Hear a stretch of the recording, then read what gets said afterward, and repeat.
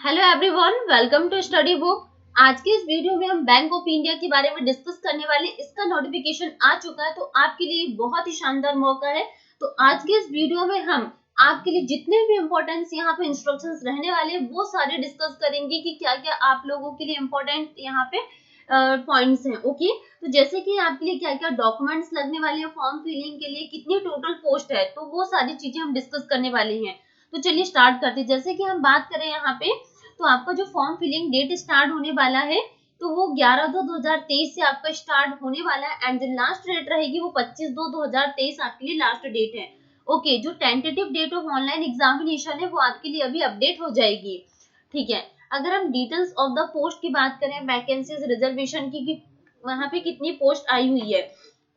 ठीक है, तो credit officer in general banking stream है।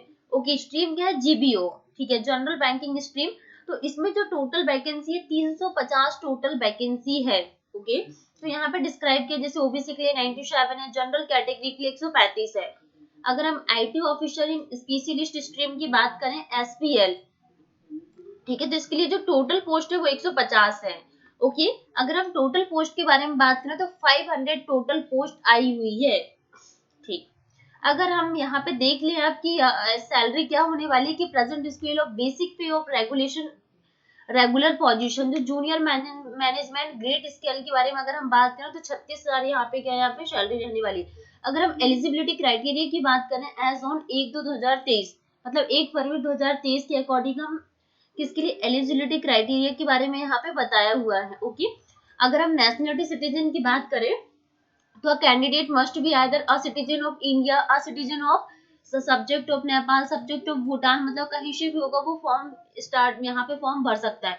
अगर हम एज के बारे में बात करें कि क्या यहाँ पे एजुकेशनल क्वालिफिकेशंस मांगा हुआ है एंड कितने साल का आपके पास एक्सपीरियंस है, तो वो सारी चीजों के बारे में डिस्कस करने वाले हैं। जैसे कि हमारे पास पोस्ट है क्या, क्रेडिट ऑफिसर्स एस जीबीओ जीएमजीएस, जो एज है वो कितना, 20 to 29 ईयर। तो इसके लिए एजुकेशनल क्वालिफिकेशंस क्या रहने वाला है।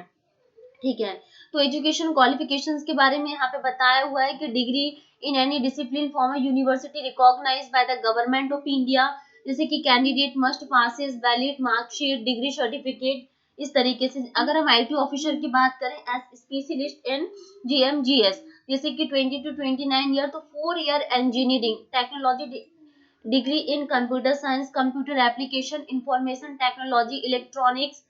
ठीक है, तो इस तरीके से यहाँ पे सारी चीजें डिस्क्राइब किए हुए हैं। अगर हम रिलैक्सेशंस की बात करें कि कितने कितने यहाँ पे एज रिलैक्सेशंस है, जैसे कि एसटी एससी कैंडिडेट के लिए जो एज रिलैक्सेशन है वो 5 ईयर का है, ओबीसी कैंडिडेट के लिए 3 ईयर का एज रिलैक्सेशन है। ठीक है, इस तरीके से सारी कैटेगरीज वाइज यहाँ पे डिस्क्राइब कर दिया गया है कि कितना कितना एज रिलैक्सेशन के बारे में बात हुई है। ओके, और भी बच्चों को जो भी डाउट आता है तो आप मुझे कमेंट सेक्शन में कमेंट करके पूछ सकते हैं। ठीक है, अब हम डिस्कस करने वाले हैं जो बहुत ही इम्पोर्टेंट चीज बच्चों को जो डाउट आता है कि इस जो एग्जाम है बैंक ऑफ इंडिया का, इसका सिलेबस क्या होने वाला है। ओके, तो हम सिलेबस के बारे में डिस्कस करते हैं। ठीक है, आपका ये जो एग्जाम होगा ये ऑब्जेक्टिव एग्जाम होगा एंड क्या क्या आपका सिलेबस रहने वाला है। ठीक है, तो हम बात करने वाले सब्जेक्ट की, जैसे कि इंग्लिश लैंग्वेज रहेगा आपका, नंबर ऑफ क्वेश्चंस 35 आएंगे, तो मैक्सिमम मार्क्स कितने, 45 एंड जो ड्यूरेशन रहेगा वो 40 मिनट का रहेगा इंग्लिश लैंग्वेज के लिए।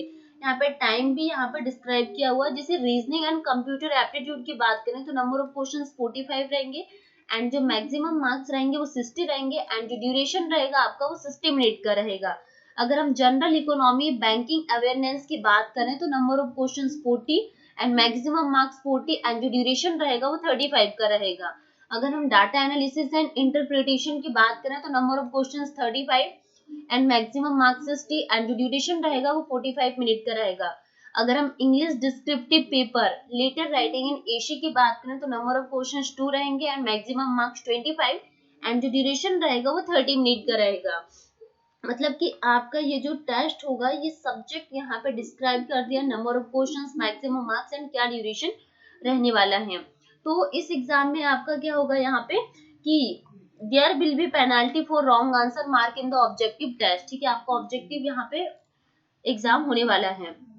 आपका फर्स्ट के ऑब्जेक्टिव एग्जाम होगा, देन उसके बाद इंटरव्यू होगा, फिर उसके बाद आपका ग्रुप डिस्कशन होगा एंड देन उसके बाद आपके पास जो फोर्थ प्रोसेस रहेगी आपका फाइनल सिलेक्शन होगा। ओके, तो अगर हम इंटरव्यू की बात करें, जो टोटल मार्क्स इसमें अलॉटेड किया गया इंटरव्यू के लिए वो 60 है, और आपको जो कम से कम मार्क्स में क्वालिफाई करना है वो 40% है, वो भी किसके लिए, general and EWS category candidate के लिए। ओके, अगर हम बात करें कि ST, SC, OBC, PWD category के कैंडिडेट के लिए कितने मिनिमम मार्क्स चाहिए क्वालिफाई करने के लिए, तो 35% यहाँ पे क्या मिनिमम मार्क्स चाहिए। ओके, अगर हम ग्रुप डिस्कशन के बारे में बात करें कि टोटल मार्क्स कितना अलाउ किया है जीडी के लिए कम से कम, तो 40, और जो कम से कम क्वालिफाइंग मार्क्स है वो 40% है, वो भी जनरल ईडब्ल्यूएस के लिए। अगर हम SC, ST, OBC, PWD category की बात करें तो 35%। तो फाइनल सिलेक्शन क्या होने वाला है। ओके, तो फाइनल सिलेक्शन के बारे में भी डिस्क्राइब किया गया है, ठीक है, इसको आप लोग रीड कर लीजिए। तो हमने जितनी भी यहाँ पे इम्पोर्टेंट इंफॉर्मेशन थी वो सब यहाँ पे डिस्कस कर ली है। अगर कुछ छूट गया है तो प्लीज आप मुझे कमेंट सेक्शन में कमेंट करके बता दीजिए, मैं फिर से वीडियो रिकॉर्ड करके अपलोड कर दूंगी। ओके, अब बच्चों को डाउट आता है कि हाँ फॉर्म कैसे अप्लाई करें, हाउ टू अप्लाई, तो डिटेल गाइडलाइंस प्रोसीजर की बात करें यहाँ पे कि आपका फोटोग्राफ का साइज कितना होना चाहिए, सिग्नेचर का साइज क्या होना चाहिए। तो अधिकतर बच्चों के फॉर्म इसी वजह से रिजेक्ट हो जाते हैं कि उनको पूरे कंप्लीट इन्फॉर्मेशन नहीं पता होती है। ओके, तो ये सारी चीजें इसमें मेंशन है, कुछ इंपॉर्टेंट पॉइंट्स यहाँ पे बताया, जैसे फोटोग्राफ आपका 4.5 सेंटीमीटर से 3.5 सेंटीमीटर होना चाहिए, सिग्नेचर ब्लैक इंक के साथ होना चाहिए। ओके, जैसे कि लेफ्ट थंब इम्प्रेशन हो गया, तो ये सारी क्या बहुत इंपॉर्टेंट चीजें हो जाती है। अगर हम पेमेंट ऑफ फी की बात करें कि क्या क्या फी रहने वाली, जैसे कि एप्लीकेशन फी, एंटीमेशन चार्जेस की बात करें जनरल ईडब्ल्यूएस ओबीसी कैंडिडेट के लिए तो 850 रुपए यहाँ पे फी रहने वाली है। ओके, एंड जो एसटी, एससी, पीडब्ल्यूडी कैटेगरी के कैंडिडेट है इन लोगों के लिए 175 रुपए यहाँ पे क्या है फ्री है। वो भी आपका स्टार्ट डेट कब से स्टार्ट हो रही है, 11/2/2023 से 25/2/2023 आपकी डेट रहने वाली है।